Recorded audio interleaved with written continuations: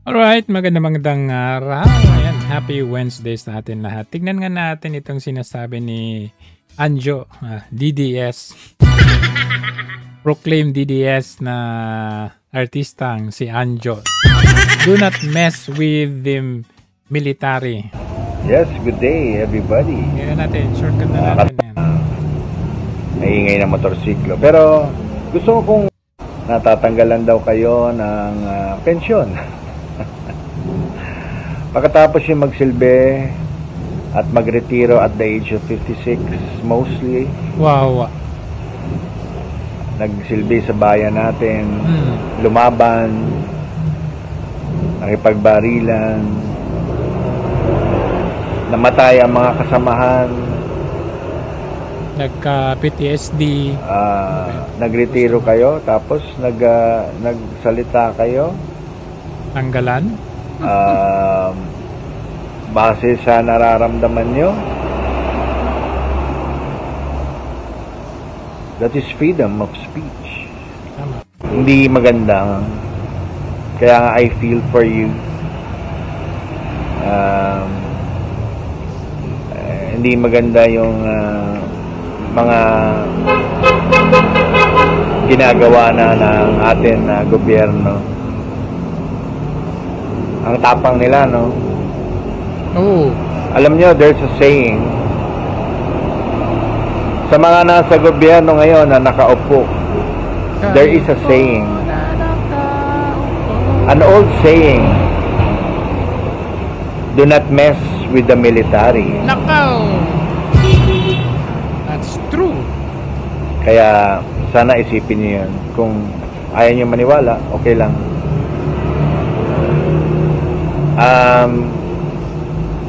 Yung mga nasa militar, hindi yan katulad ng mga Police. PNP, yung police. Hindi sila Papalaki ng police. tiyan. Medyo iba. Medyo iba yung military. Medyo hindi nangongotong yan. Sa bansa natin, threat ba? Communism, ganyan. Nagipagpatayan yan para sa bayan. Tatanggalan ng pensyon. Alam niyo ba na kahit sila ay retirado na, pag sila ay mamatay balang araw, ngayon pa lang may choice sila kung sila ba ililibing sa private or sa libingan ng mga bayani. Yes. Di ba makikita niya yung mga puting cross nakalagay? Ayan ang pagtingin sa kanila. Even active officers, ang tawag sa mga seniors nila kahit retired is kung ano pa rin yung rangko, deserving dun sa sundalo. General, gano'n. Kaya, naku, ang masasabi ko lang, good luck. Kung gusto nyong guluhin ng AFP, sa mga nagmamarunong, ito lang masasabi ko sa inyo. I'm reminding you, do not mess with the military. Ang EDSA 1, tandaan nyo, History 101, nagsimula sa military. Sumunod na lang ang tao at simbahan. Naalala nyo yun? Kaya basa-basa din pag may time, lalo na dun sa mga... Pwera na lang si Browner, I mean, yung mga military na sa baba. At saka yung mga siguro mga higher konti, nasa isip na nila yun. In fact, galing nga sa bibig ni Browner. Alam namin yun. Sabi niya kay General Pukis. Alam namin, nararamdaman namin ang taong bayan. Pero ang question, alam nyo, wala kayong ginagawa. Yun ang problema. So, the mere fact na nanggagaling mismo sa AFP chief, alam niya wala siyang magawa. Okay? Or alam niya, pero since kailangan niyang sundin yung kanyang boss, hindi yung taong bayan, wala siyang ginagawa. Pero yung mga nasa baba, kung mismo nga siya naisip niya, how much more yung nasa baba. So, yan po. Maybe it's medyo imposible sa ngayon, pero tama yung sinabi ni Anjo na binabalaan namin kayo It might be. Diba? Kaya nga, yung usapin ngayon na destabilization, medyo kabado sila, di ba? Kaya pinapaimbestiga at then, laman ng balita ngayon. Anyway, speaking of economy ng bansang Pilipinas, ito po, meron akong nakita kasi na isang vlogger siya, pero hindi siya political. Ang kanyang forte, kumbaga, ay with regard to a little bit of parang crypto, parang ganun. Or something in the business. So, hindi siya politics. But this time, itong topic niya na ito ay about doon sa investors. Siyempre, ang kanyang topic kasi, forte, is about business, diba? So, nag-aalala siya. Bilang normal na common taong mamamayan, nagsalita siya. Kaya nga ang sinasabi natin, mahirap pala magsalita sa panahon ngayon. Baka may kalalagyan ka. Vlogger, nakakasuhan dahil merong sinabing ganito, ganyan. Talaga, natatakot or tinatakot yung mga taong nagsasalita, namumuna sa gobyerno. Pero sige, pakinggan natin ang kanyang dito. Hello guys, nakita niyo yung bagong release ng news ngayon sa GMA na bumagsak by 40.5% yung inflows ng Philippine FDI. Ang FDI guys is Foreign Direct Investment. Guys, nakakabother to. Sana aware kayo. Sige, explain ko sa inyo para aware. Uy, nakakabother? Hindi daw. The best president pa rin. Ano ka ba? Himudpuit pa rin sila. Anong nakakabother? Aware kayo. Yung FDI is direct investment. Ito yung pera na nanggagaling sa ibang bansa. Pinapasok to sa atin para makapagtayo ng negosyo, ng factory, ng building, ng power plant, ng BPO site, or kahit yung mga joint projects with government.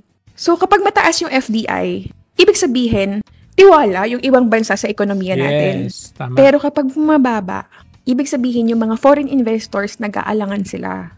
So bakit sila nag-aalangan ngayon? Siyempre, alam nyo na. Kasi dun sa malaking issue ng corruption.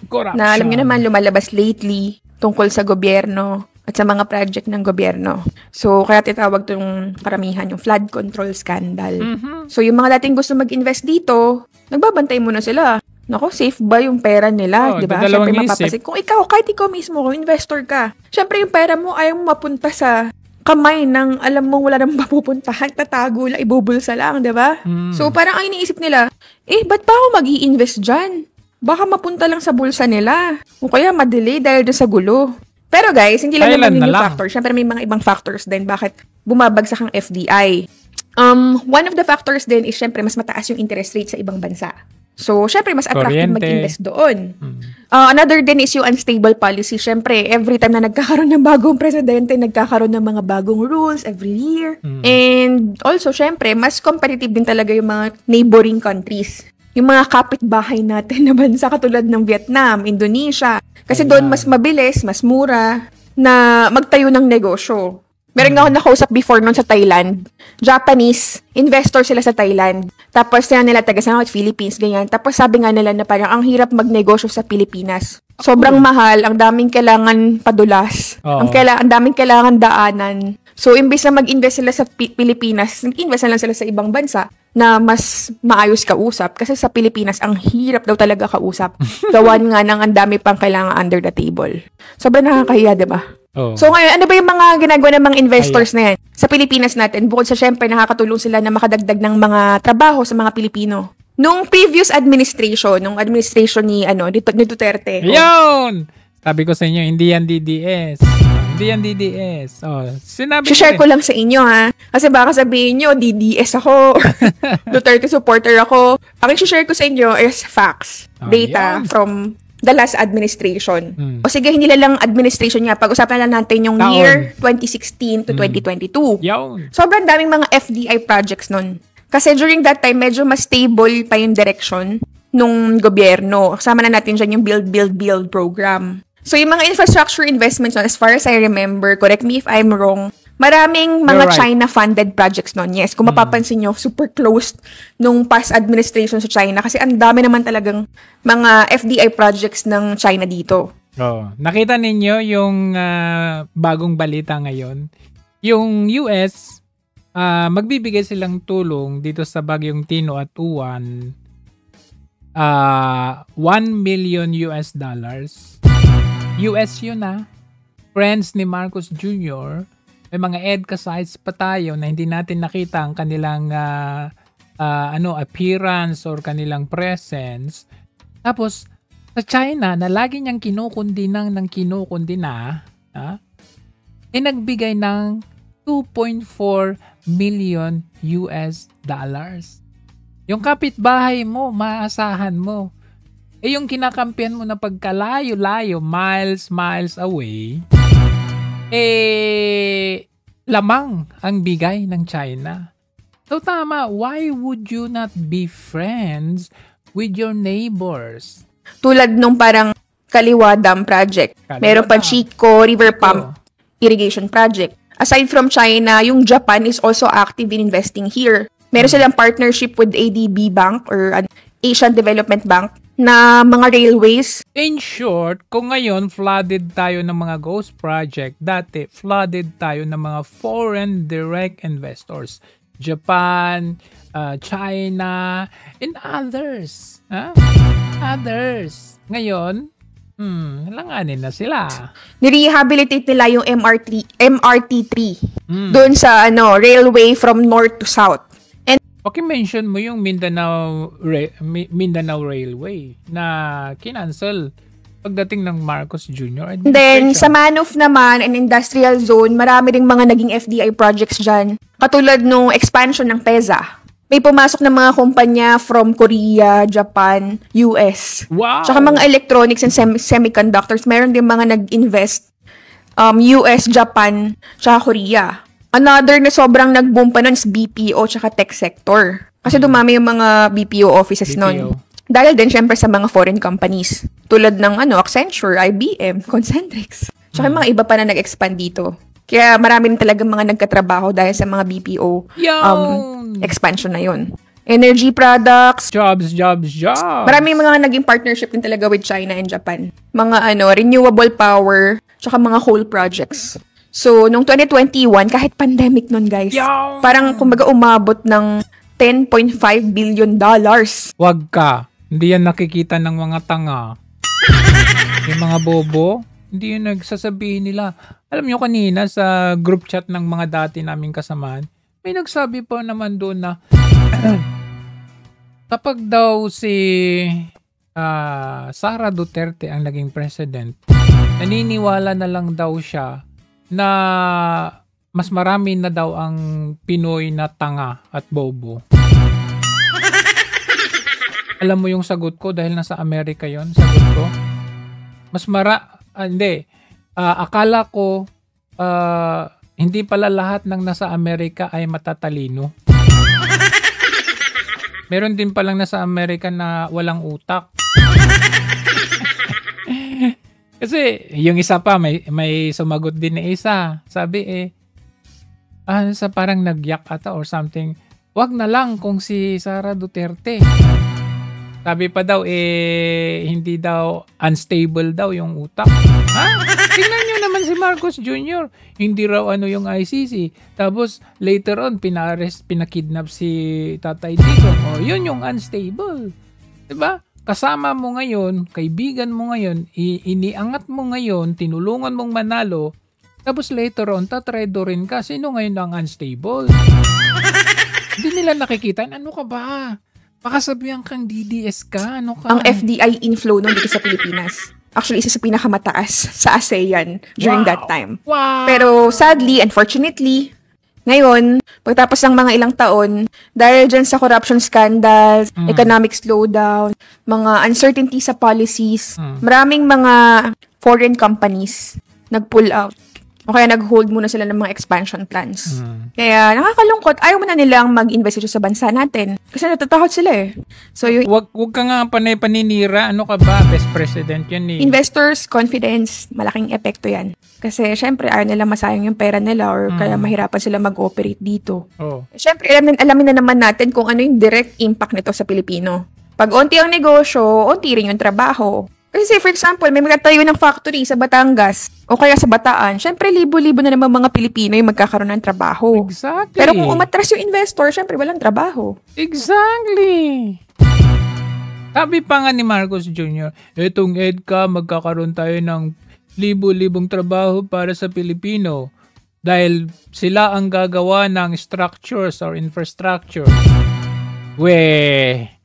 2025, mag-2026 na. Asaan? Nasaan? In fact, humanitarian aid daw. Asaan? Another is, yung nadidelay yung build projects. Anong build? Huwag kang build ng build. Ano ka ba? Maiirita sila. Hindi po build. Build better, more. Nakabaliktaran. Wala namang more, kundi less. In fact, wala. Zero. Nada. Humihina kasi siya. Dapat kasi meron yung continuous support from the foreign investors. So, syempre, maraming mga government projects na partly hindi na funded ng mga investors. So, yung mga initiative na yon na mga tren, kalsada, airport, na-delay. Napuputol yung mga infrastructure plans. So, ano resulta nito? Traffic pa rin. Kasi syempre, kulang sa public transport. Syempre, mas sinira na yung kalsada. Bagal din yung pag-unlad sa mga probinsya. And another impact nito, syempre kapag onti ang investor, onti ang pasok ng dolyar sa Pilipinas. So, magiging impact nito sa piso, hihina yung piso. Kapag humina yung value ng piso, tataas yung presyo ng mga imported goods. Tulad ng gasolina, bigas, at yung mga iba't ibang produkto pa na nanggagaling sa ibang bansa. Kaya ang sakit-sakit kasi magtataas na naman yung presyo. Tapos, ang pinakamasaklap pa dito, syempre, kasabay nung pagbagal ng mga FDI inflows is yung mga local businesses dito sa Pilipinas, bumabagal din sila. Kasi syempre, yung mga foreign partners nila, kulang sa kapital para mas lumago sila. So, ngayon, hindi makapag-expand, hindi sila makapagbukas ng bagong branch, and pinakamasaklap, hindi makapagtaas ng sahod. So, tuloy, stagnant yung income. Hindi lang ng mga negosyo, but also yung mga empleyado. Pero, yung cost of living tumataas. Yeah. And another impact na nakikita ko rin dito is kapag nabawasan ng mga investors from foreign is nababawasan yung transfer ng knowledge. Kasi alam niyo naman, dito sa atin na third world country, delayed tayo when it comes to progress ng 12 years. Nako, ang tagal. Grabe yun. Yan, transfer of knowledge. Napaka-importante po yan. Matututo tayo sa estilo ng business o ng paano yung estilong ginagawa nila sa ibang bansa. Like, mapapansin nyo yung mga ibang visionaries na mga politiko natin dyan sa Pilipinas, lagi nilang binabanggit, kagaya sa Hong Kong, di ba?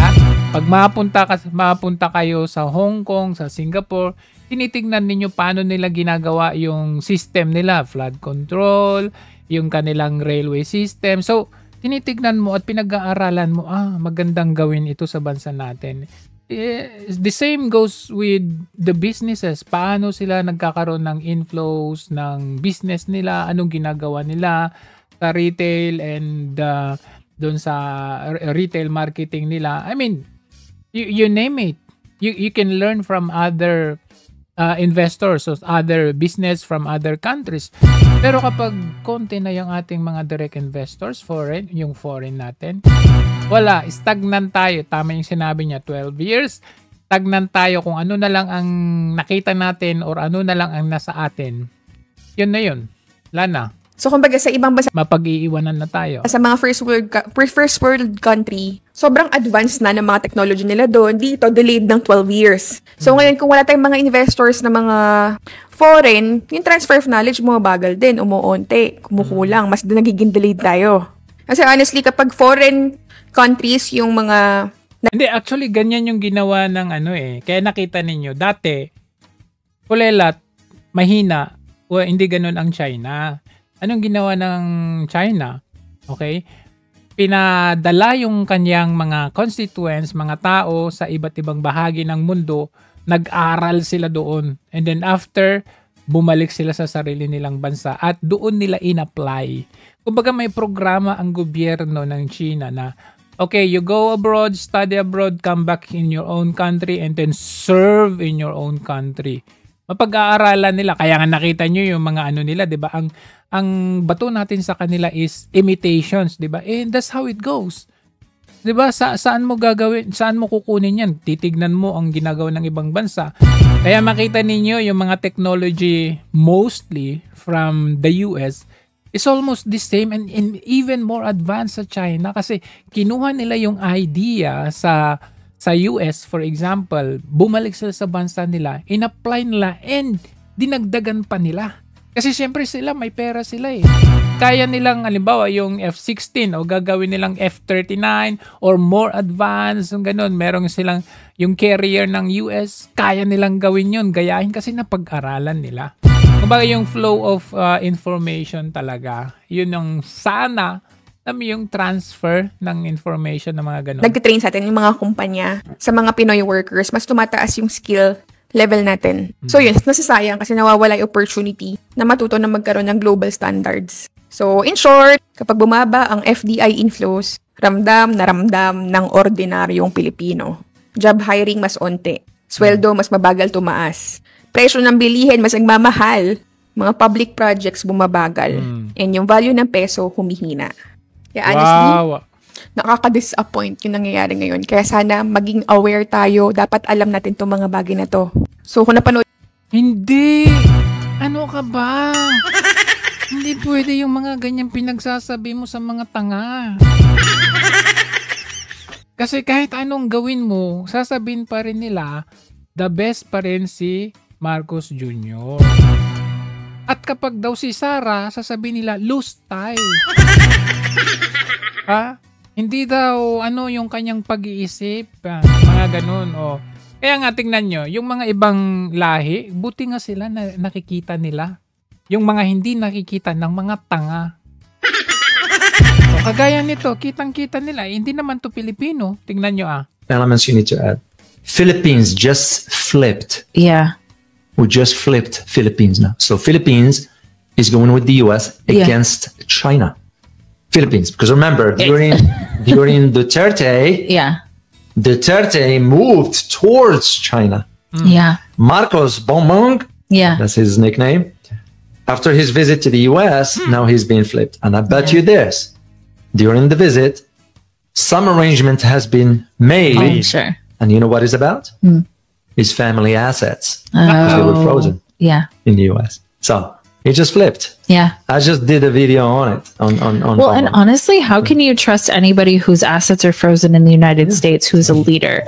Like elements you need to add. Kaya nga, di ba, napag-usapan natin yung with regard to doon sa yung bakit yung ibang ASEAN countries nabigyan sila ng zero tariff. Samantalang tayo na may EDCA basis na inilagay sa bansa natin, as in, walang ganon na treatment. Di ba dapat kaibigan natin? Di ba dapat tayo binibigyan ng Kaya yun pala. Hindi lang sa kanyang... It is because ang leverage na yun, leverage yun ng pamilyang Marcos. Ibig sabihin, kaya siya pumayag na madagdagan ng 4 na base militar ang EDCA sa Pilipinas dahil leverage itong family assets nila, hindi po ng taong bayan. Hindi po yung tipong, sige, maglalagay ako ng EDCA basis sa inyo pero pagdating ng araw, kung ano man yung ibalik mo yung pabor Hindi ganon. Hindi ganon.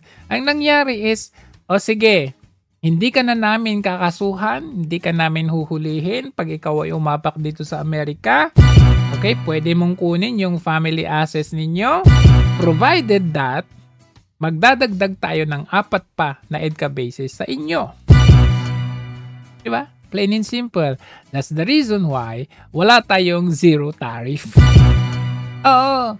In fact, yung shift to US mo is a very, very big and wrong move. Bakit? Mas maganda ang China Sabihin na nila, sige, pro-China ka, pro-China. Doon kayo sa China.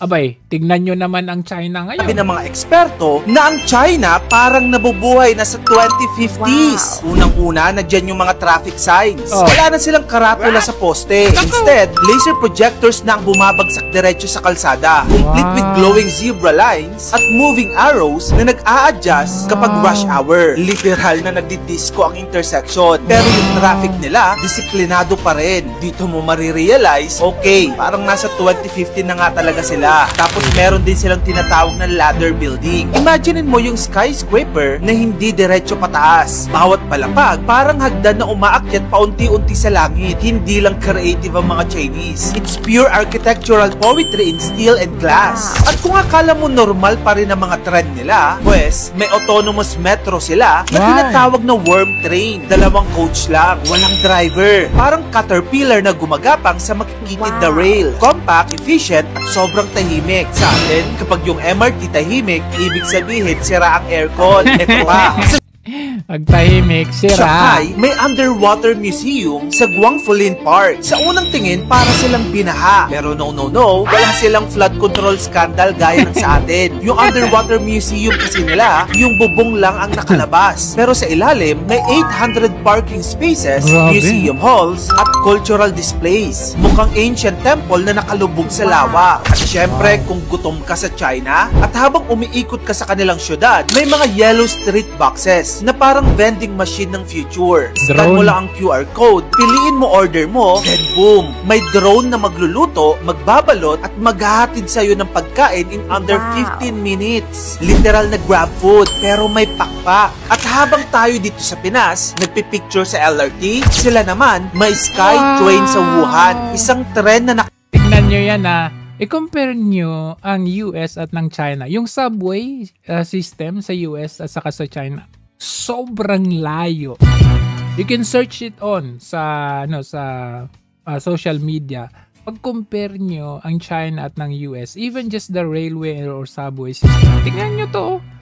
Ang layo. Kasabit sa itaas, hindi nakapatong sa riles. Ito pa, glass floor pa yung trend nila. Habang umaandar, tanaw mo ang buong city sa ibaba. Parang roller coaster meets MRT. Pero walang amoy pawis. Hindi pa tayo tapos ha. Sa Chongqing naman, meron silang light monorail na dumadaan mismo sa pagitan ng mga gusali. Minsan literal sa gitna ng restaurant o apartment. Kung gusto mong sumakay, bumaba ka lang sa balcony ng kondo mo, sa yun, sa atin sa Pilipinas, dinimolish i-demolish yung building yan. Dito, binutas yung building, nag-giveaway doon para hindi i-demolish yung building. So at least, di ba, there's a harmonious relationship between the government and the people. Kasakay ka na. Ganito na ka-advance ang transport nila. Parang naglalaro lang sila ng SimCity, pero sa totoong buhay. At syempre, hindi rin mawawala ang Vertical City. Isang napakalaking complex na tahanan ng 30,000 na katao. May sariling groceries, gyms, schools, at mga scooter delivery sa loob. So wala kang dahilang lumabas kahit umulan,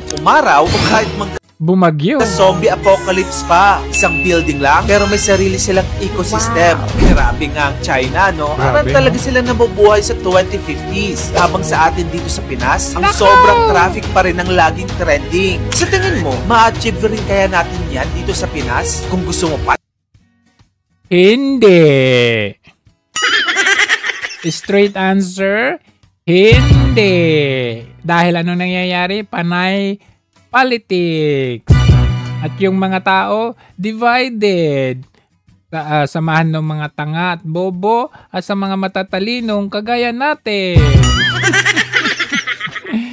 Ay, nako. So, sige, speaking of administration, kailangan natin sana yung talagang continuity or continuous na from administration to another administration. Pero wala nang nangyayari. Hindi na nagkakasundo, nag-aaway-away na, may destabilization. In fact, itong ang ginagawa nila ngayon is trying to divide the people. Instead na address the problem, address natin yung problema, hindi. Pinapatahimik, tinatakot, kinukulong, kinakasuhan yung mga taong namumuna ng mga kabalbalan ng gobyerno. Isa nga rito yung pag-iimbento, no, na meron daw destabilization.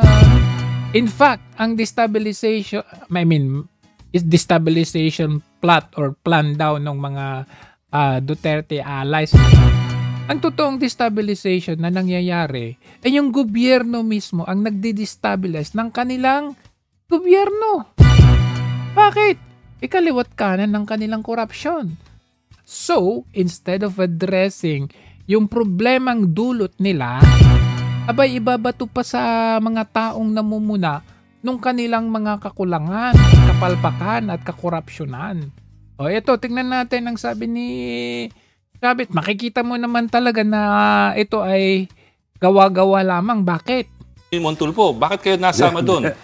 Hindi, matagal ko lang din nakita, matagal ko lang din nakausap si Montulfo. Pero kilala ko. Oh, totoo ba to? Nasa listahan kayo. Financial daw kayo. Dala ko nga eh.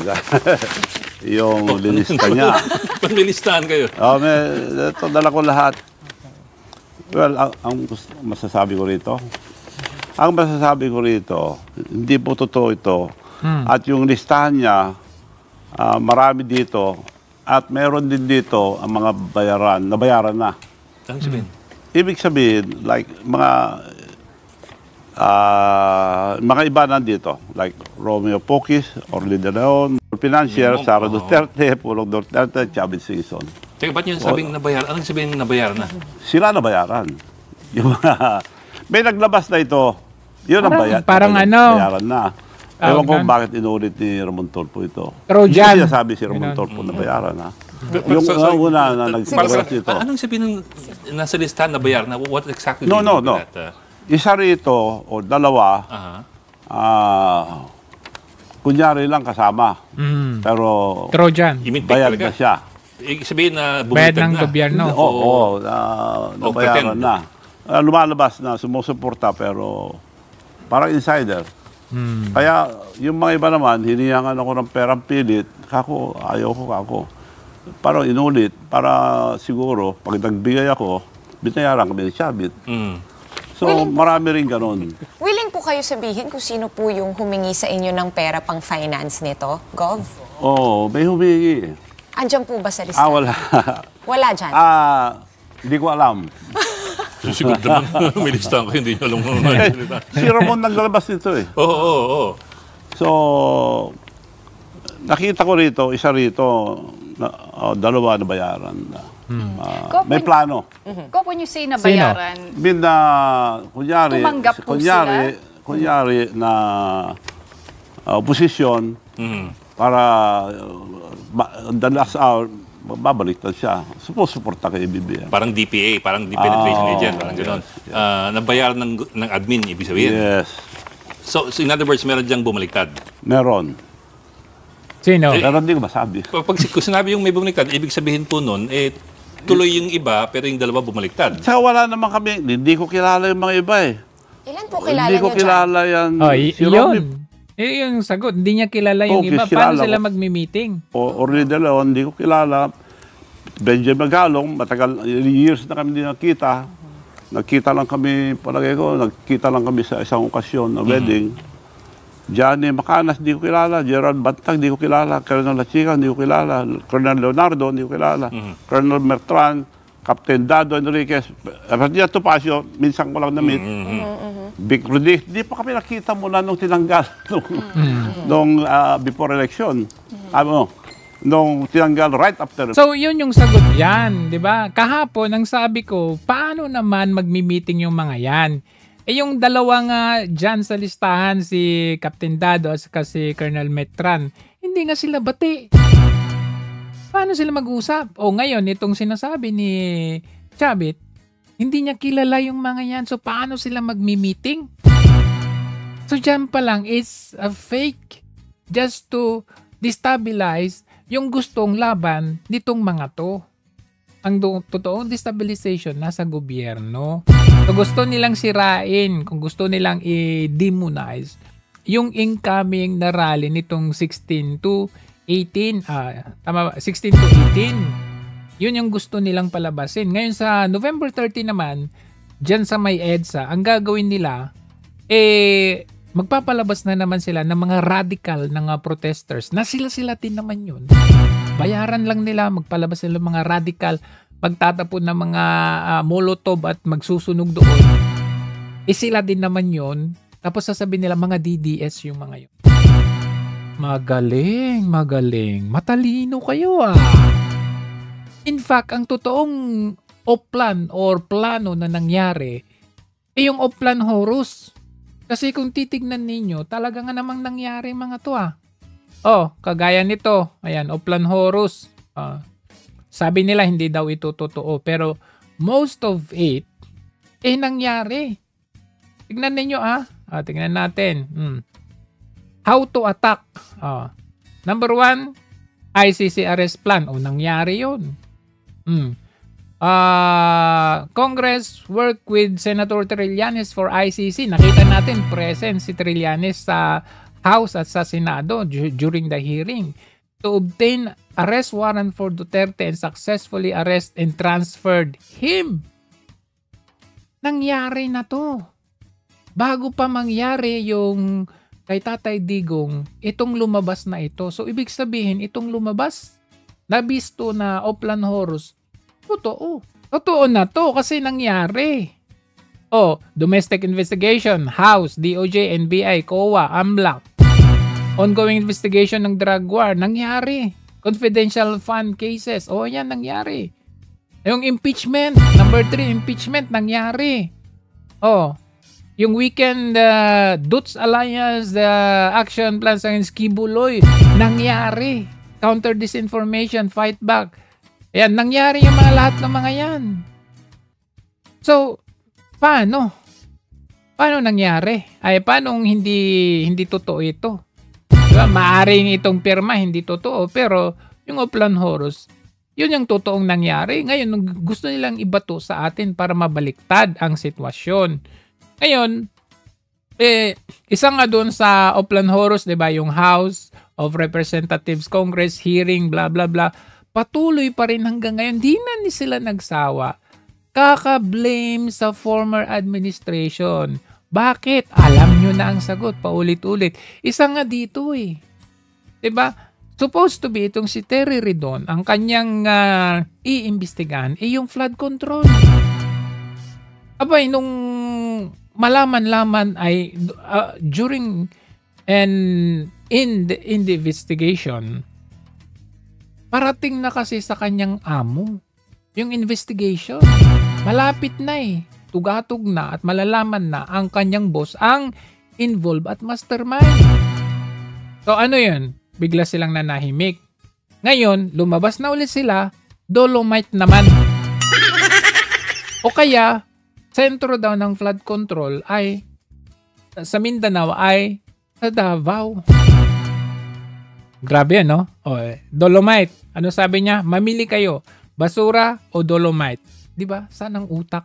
Mamili kayo, basura o Dolomite. Wow. Gusto mo ng basura? Kagaya mo yun na basura. Napakameron silang self-righteous indignation dito sa bagay po na ito. Pero nga po naglatago tayo ng mga larawan sa Manila Bay. 2018, 2020, 2021, 2023. Lahat po ng panahon na yun, meron pong basura sa Manila Bay. Grabe, no? Ibig sabihin, whether may Dolomite, mamili kayo. May basura daw nung panahon na yon hanggang ngayon. Aba, paano, anong basura? Ang tingin mo sa mga isda at mga crabs dyan sa Manila Bay ngayon? Basura? Hindi po yung basura. Yan yung nature talaga yan. Bumalik sila dahil malinis na at wala ng basura. Ngayon, pinapapili mo yung taong bayan kung basura o Dolomite. Alam mo yung boto nila? Ito. Ayan, ito yung boto nila. Nagkaroon tayo ng survey at merong 103,000 na votes. Yung heart ay gusto nila ang Dolomite. Yung like ay kay Terry Ridon. So, tignan natin ang resulta sa botohan na ito. 100K ang may gusto ng Dolomite. 3,000 na tanga na mga bobo ang bumoto kay Terry Ridon. Yan. Yan yung mga ewan ko kung saan napunta ang utak ng mga yan. In fact, yung mga foreigners, ito naman ang kanilang masabi. President of the Philippines, President Duterte, has made this possible that we have a beach right here in Manila for people living in Manila. So you don't have to actually travel. You don't need to get a flight to go to another province to experience a beach life. Palm trees on this side, and I have to say they did a really good job. Just cleaned up the beach, cleaned up the water even. Like if you walk around the port or anywhere else in Manila, you wouldn't think that they might have a beach somewhere around the corner, but they did a really good job.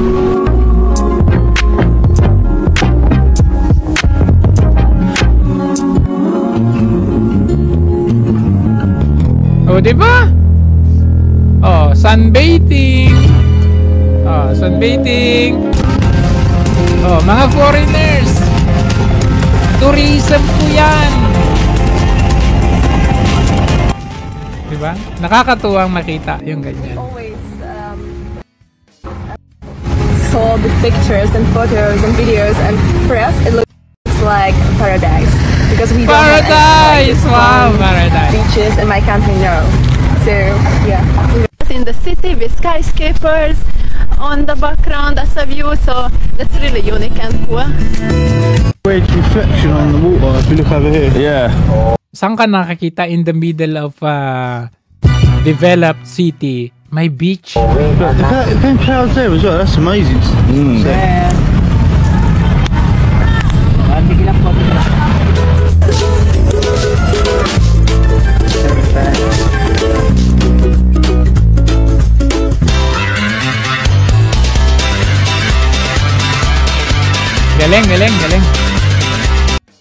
Galing. Buti pa nga yung mga foreigner na appreciate nila eh. Tayo, wala tayong ginawa kundi mamuna. Yan dati Yikes! Yan palang gusto ni Ridon. At ng mga 3,000 na mga tanga. Mga bobo. Yikes! Baho pa niyan, masangsang.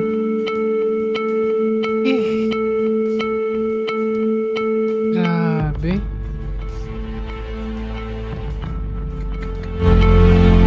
Kawawang taong bayan pag ganyan. Diba? Talo ka sa survey.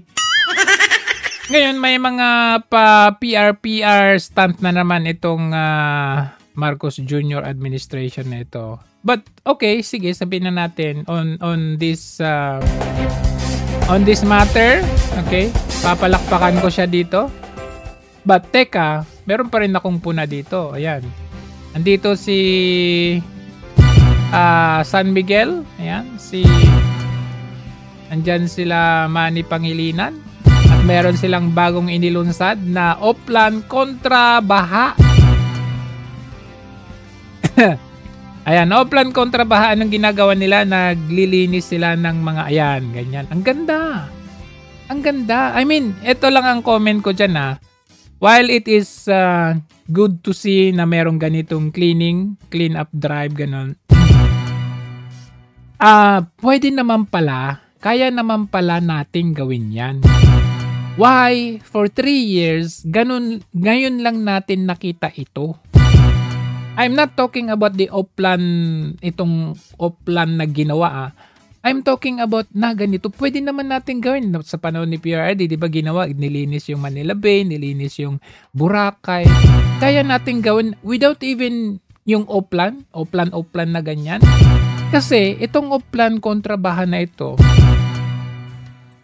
papasok ito sa MOOE.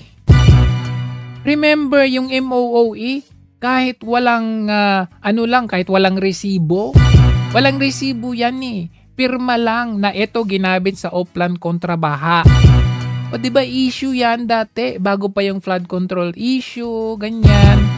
Issue yung MOOE.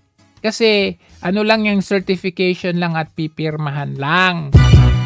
So, gumawa siya ng programa ngayon, Oplan kontra baha. Pwede naman hindi kailangan yung programa na yan Diba? Kukunin natin sa budget ng DPWH, not under MOOE, para may resibo tayo, makita natin, may transparency. Kasi kung kukunin din sa MOOE, ang budget dyan sa Oplan kontra baha na yan, kagaya na naman doon sa National State of Calamity, 1 year, walang bidding na naman doon. I mean, sa unang tingin, wow, pasalamat tayo, may Oplan kontra baha. Pasalamat tayo, may National State of Emergency. Pero ang ending, ang dating niyan, another venue for corruption. Yan po ang problema dyan. So eto na, yung mga testigo, kay yung si Orly Guteza. Alam nyo, hindi po malayong mangyari yan na babaliktad si Orly Guteza. You remember after niya mag-testify sa Senate, bigla siyang nawala. Ngayon, kunwari sila, siyempre, sinabi kasi ni Defensor Santiago ni Mike Defensor na nandun sa pangangalaga ng Marines. So may posibilidad na kinuha siya doon ng gobyerno at tinakot ng tinakot. Kaya itong balita na magbabaliktad siya, hindi malayo mangyari. Tingnan natin. Tiniyak niya na hindi posibilidad. Ganito talaga daw mangyayari. Nako. Oo. Sino yan? Pakinggan natin. Si Gutesa man at yung iba pang Marines ay magbaliktaran. Di ba sinisiraan na siya, naumpisahan na peke daw, yung nag-notarize, nag-falsify daw, kung ano-ano ang sinasabi. Wala naman naniniwala na sa inyo. Linilin lang ninyo ang sambayan ng Pilipino. Pero ang Pilipino hindi na po magpapaloko. So ma'am, pamilya na tinakot ay kay Gutesa, kay Orly Gutesa? O basta, yun na yun. Abangan na lang ang susunod na kabanata. So nakita na siya, ma'am? Ha? Si Gutesa nakita na po? Basta, oo. Basta alam mo, hindi malayong mangyari yan. Bakit? Nangyari na yan dito, no? Ayan. You remember ito, tingnan natin ito, mga testigo na dinala sa house dati.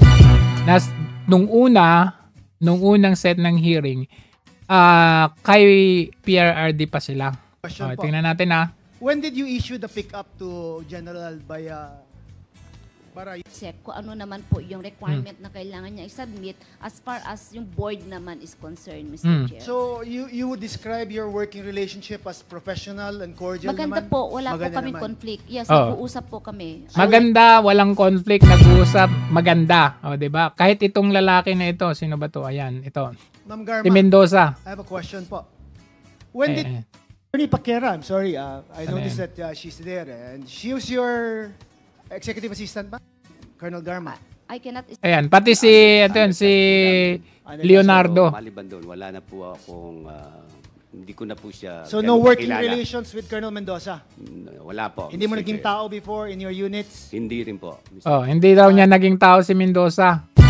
Hindi mo rin utusan to do something legitimate that he didn't do or something? Wala namang reason for him to be mad at you. Lalong hindi ko po siya pwedeng utusan dahil hindi ko nga po siya gaanong kilala. Okay, so hindi. Wala, di ba?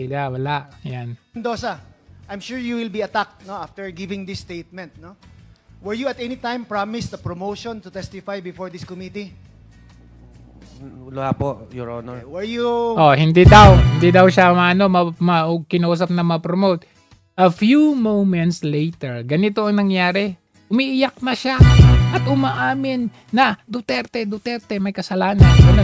Noong October 2019, nakatanggap ako ng tawag mula kay Police Colonel Edelberto Leonardo. Di ba? Sabi nung una, hindi magkakilala. Na nagbababatid sa akin na mayroon siyang espesyal na proyekto. Na may kinalaman sa isang high value individual. Yan na. Umiyak na. Matapos tanggapin ang assignment, pinasimula namin tungkol sa target at para sa anumang legal na layunin. Yan. Okay? And then, si Garma, ganun din. Umiba din. Umiyak na. I answered questions from the committee. Diba? On May... Umaamin na. 2026. I received a call from the President, Rodrigo Roa Duterte, at approximately 5 a.m. And then si Leonardo, ganun din. Si Leonardo, sa inyo pong dalawa, ni Colonel Gar. Meron tayong ibang colleagues na pwede pa rin Actually po, nag-attempt lang po kami na mag-suggest yung task force nga na yon na hindi naman natuloy. So, kasi nga po, hindi siya applicable dyan sa, ang nasunod po ay yung double barrel po talaga. Double barrel. So, to cut the story short, yung tatlo na yan, si Mendoza, si Garma, si Leonardo, yung unang set ng hearing, Ano pa sila kay Duterte pa? Magtataka kayo, the next hearing, iba na yung timpla nung tatlo. Si Mendoza, umiiyak, umaamin na daw. Si Garma, ayan, umiiyak. Duterte, meron tayong reward system, blah blah blah. Si Leonardo, ayan, meron tayong double barrel system. So, hindi na ako magtataka na itong si Guteza ay babaliktad. Kagaya nung ginawa nila dito sa tatlong ito. Hindi po malayo yan. Kahit sabihin na natin napakatapang ng isang marino, kung pamilya niya rin ang nakasalalay, walang matapang kung pamilya mo ang nakasalalay. Alright? So, yun po talaga ang dyan. Siyempre, this is in preparation for the incoming 2028. They want all of this, kayang mga theatrics na to, they want to bring down the Duterte. But when you try to look at it, sino ba talaga sa kanila ang totoong nagtatrabaho? Look at this for instance. Tila nagpabayaraw ang gobyerno kaya maraming nasawi sa mga nagdaang bagyo, ayon po yan kay Vice President Sara Duterte. Yan ang banat ng bise sa pagbisita niya ngayong araw sa mga biktima ng bagyo sa probinsya ng Cebu. At para sa update, live mula sa Liloan, Cebu, nasa frontline ng balitang yan si John Aroa. John. Si Vice Hindi kayang gawin ni Marcos Jr. to, bumisita sa mga nakalagat namatayan. ngayon dito sa Liloan Central School. 3 sa mga ito ay mga minor de edad na tinangay ng tubig baha sa kasagsagan ng Bagyong Tino. Nagpaabot ng tulong si VP Sara kung saan nagbigay ito ng 15,000 pesos sa bawat pamilya ng nasawi, mga pagkain at hygiene kits. 15? Bakit yung isa 5,000 at 10,000?